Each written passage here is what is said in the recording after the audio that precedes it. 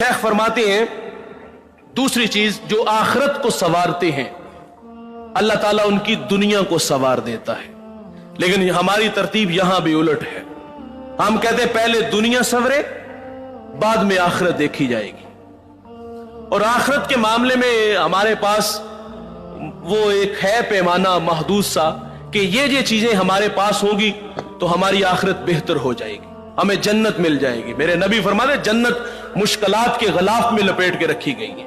हमने समझा कि साल की एक 11वीं, महीने की एक 11वीं और साल का एक मिलाद और खतीब के किसी नुक्ते पर जोरदार सुबहान अल्लाह कह देना ये हमारी आखिरत के लिए काफी है। मेरे भाई ये काफी नहीं, सहाबा की जिंदगियों को पढ़ के देखिए, उन्होंने अपनी जिंदगियों को गाल दिया था अमल की राहों पर। आखिरत के लिए उन्होंने मेहनत की थी। जो आखिरत के लिए मेहनत करता है अल्लाह ताला उनकी दुनिया को भी संवार देता है।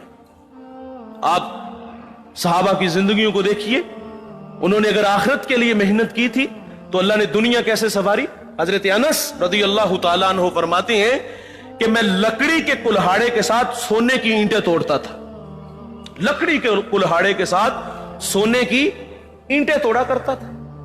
और हजरत अब्दुर्रहमान बिन औफ रज़ियल्लाहु ताला अन्हु सहाबा में सबसे अमीर सहाबी हैं। इनसे किसी ने पूछा कि आप अमीर कैसे हुए, अगर आप भी अमीर बनना चाहते हो तो तरीका और रास्ता अब्दुर्रहमान बिन औफ बताते हैं।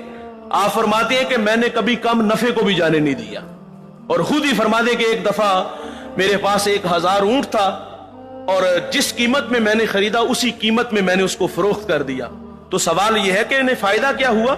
आप फरमाते मुझे 1000 ऊंट की जो रस्सी थी वो बच गई और मैंने वो एक एक रस्सी एक एक दिरहम में फरोख्त कर दी।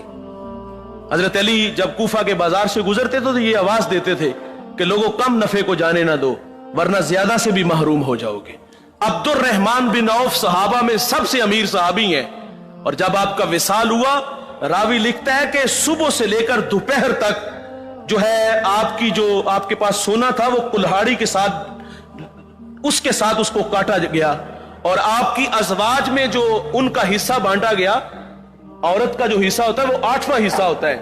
तो आज के जमाने का वो 2 करोड़ से भी ज्यादा उनका हिस्सा बनता था।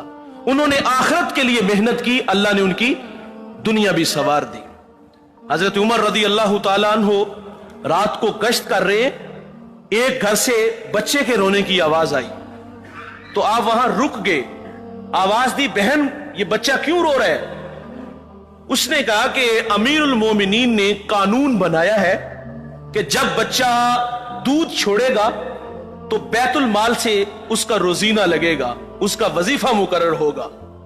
और मैं अपने बच्चे को कोशिश कर रही हूं कि ये रोटी खाना शुरू कर दे ताकि हमें बैतुल माल से वजीफा मिले। हजरत उमर रज़ियल्लाहु ताला अन्हु घर आए और फूंट फूंट के रोए। और सुबह फजर के वक्त जब जमात के लिए खड़े हुए मुसल्ले पे तो करात समझना मुश्किल हो गया। और फिर आप मिंबर पे खड़े हुए और आप रो के फरमाते अल्लाह उमर के हाल पे रहम करे, इसने बड़े बच्चों की जान ली है।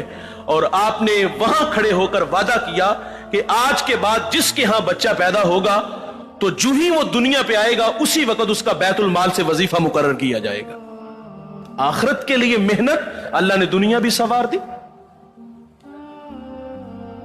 एक नाम है हारून रशीद, फरमाते मैं अपने महल में था और महल की खिड़की में मैंने एक मंजर देखा कि इमाम अबू यूसुफ रहमतुल्लाह अलैह आप मस्जिद की तरफ आ रहे हैं और पीछे पीछे 2 उनके तालिब इल्म थे। जब आप मस्जिद में दाखिल हुए तो बच्चे आगे लपके जूता उठाने के लिए, और जब जूता उठाने लगे तो दोनों बच्चों में नज़ा पैदा हुआ। एक कहता है कि जूते मैंने उठाने, दूसरा कहता है मैंने उठाना है।